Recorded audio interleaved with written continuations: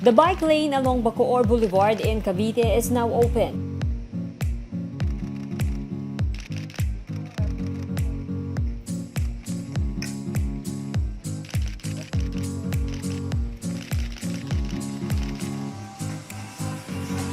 Bacoor Mayor Lani Mercado opened the bike lane as the city launched Ukbas 2020 or Ugnayan ng Kapulisan, Barangay at Siklista 2020.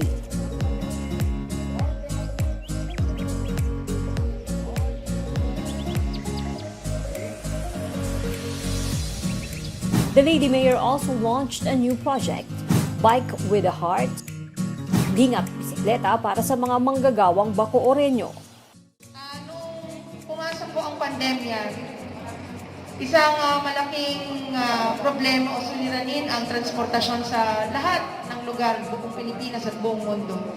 At ito ay isa sa mga prinomote ng ating pong Department of Health, ang pagbabalik muli ng pagbibisikleta ng maraming tao dahil po sa social distancing measures natin at dahil po sa quarantine measures na kailangan po mangyari.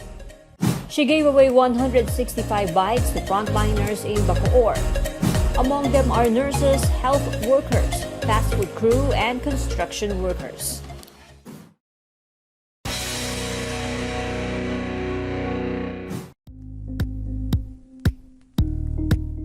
Thank you for watching Politica TV. Please like and subscribe to our channel for more videos.